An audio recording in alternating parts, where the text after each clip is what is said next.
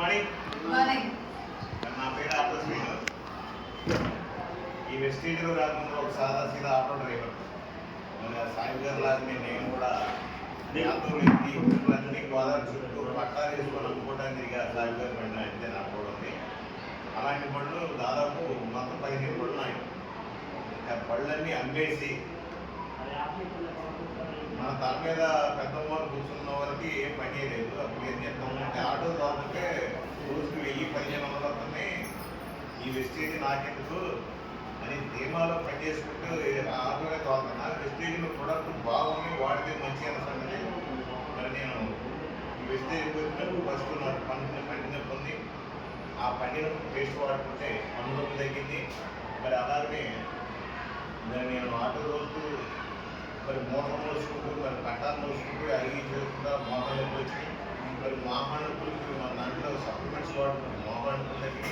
అలాగనే మా మిస్సెస్కి gas స్టవ్లు premium తినడానికి దీంట్లో ప్రోడక్ట్ వాడిస్తే తగ్గినాయి.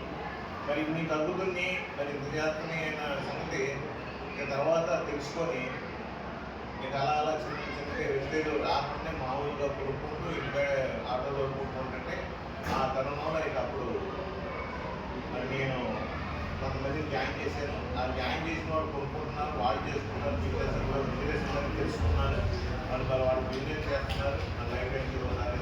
అలా చేసుకుంటుంటే వాళ్ళు 30,000 తీసుకున్నాక కూడా నేను కళ్ళు తెరవాలి. కారణం ఏంటంటే ఇప్పుడు భాస్కర్ గారికి నేను సంవత్సరం బట్టి చెప్తున్నాను, నేను జాయిన్ అయ్యాను వినిపించుకోవాలి. కానీ అలా కూడా నేను కూడా జాయిన్ అయ్యి కూడా వినిపించుకోవాలి. భాస్కర్ గారు జాయిన్ అయ్యి వినిపించుకోలేదు, జాయిన్ కాకుండా వినిపించుకోలేదు, నేను జాయిన్ అయ్యి వినిపించుకోవాలి. మరి అలాగా నేను కాలం పెడుతూ ఉన్న కొద్దిగా మరి వాళ్ళు 30,000 తీసుకున్న తర్వాత నేను కళ్ళు తెరిస్తే నేను ఆటో చూస్తేనే అమ్మకాలుగా ఉన్న కిరాయిలు. ఇప్పుడు ఈ ఆటోని ఏం చేయాలా మరి కిస్తీ కూడా కట్టలేని పరిస్థితికి వచ్చింది. చివరికి ఉన్న 6 లక్షల ఆటో అశోక్ లేలాంటి ఆటోని అమ్మడం జరిగింది. నేను అమ్మి వెస్టేజ్ బాగా ట్యాకప్ చేసి మరి వెస్టేజ్లోని బాగా మరి ఆదాయం పొందుతున్నాను. మరి మీరు కూడా అలా ఆదాయం పొందండి. ముందు నేను వెస్టేజ్ రావడానికి ఏంటంటే మరి నా డ్రీమ్స్ ఏంటంటే విమానం కట్టాలి. మరి ఒక ఆటో దొరేస్తాను, విమానం కట్టాలి. నేను విమానం కట్టాలని డ్రీమ్తో వచ్చాను.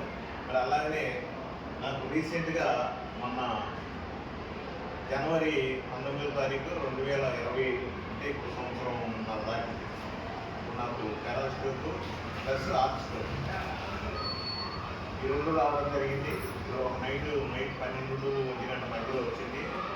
మరి దానికి గాను మరి వెంటనే ఆపరేషన్ చేయాలన్నారు విజయవాడ పెద్ద హాస్పిటల్లో. మరి అక్కడ పోతే వాళ్ళేమో ఆపరేషన్ చేయాల్సింది హార్ట్ స్ట్రోక్కి బైపాస్ సర్జరీ చేయాలన్నారు. మరి బైపాస్ సర్జరీ చేయాలన్నారు కానీ నేను నాకు తెలియదు అసలు. వీళ్ళందరూ తెలుసు, సార్లు వీళ్ళందరూ తెలుసు.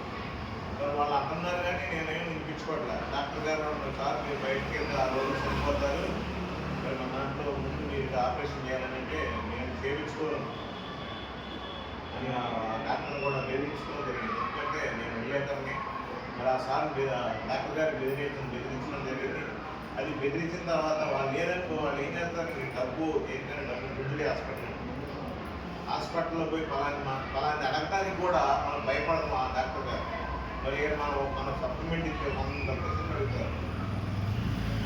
డాక్టర్ గారు ఉంటున్నా లేదో అమ్మో ఏమన్నా అనడేమో నమ్మేమో నేను ఫీలింగ్లో ఉంటాం. మరి మనం పోయితేనేమో ఇది తగ్గితే ఇది అయితే అని ఎవరి మీద ఉంటారు. మన ప్రొడక్ట్ వాడుకున్నవాడు నేను పొందిన ఆరోగ్యం, మరి నేను పొందిన ఆరోగ్యాన్ని 10 మంది కాదు దాదాపు 150 మందిని బ్రతికించాను నేను. మరి పెరాస్టోక్ ఏంటి, షుగర్ ఏంటి, ఒక థైరాయిడ్ ఏంటి, మరి ప్రతి ఒక్కరిని బ్రతికించాను. నేనుగా బ్రతికించింది అది మరి నేను నా భగవంతుడు నాకు ఈ భిక్ష ఈ భూమి మీద పుట్టినప్పుడు మా తల్లిదండ్రుల తర్వాత మరి సారు నేను బాగా రుణపడి ఉన్నా. ఎందుకంటే నన్ను బ్రతికించింది. మరి అలాంటి అందరూ కూడా నన్ను ఇచ్చినటువంటి ప్రోడక్ట్ వాడుకొని నేను బ్రతికితే కాక నేను వాడి నా ఆరోగ్యం పొందిందే కాక నలుగురికి షేర్ చేసుకుంటూ పోతున్నా. షేర్ చేసుకున్నానికి ఇప్పుడు నాకు ₹56 వచ్చినాయి. మరి నేను హైయెస్ట్గా 35,000 తీసుకున్నా. మరి అలాగే 1,00,000 కారు తీసుకోవాలి. ఇస్తున్నారు తల్లి నంబర్ కల్లా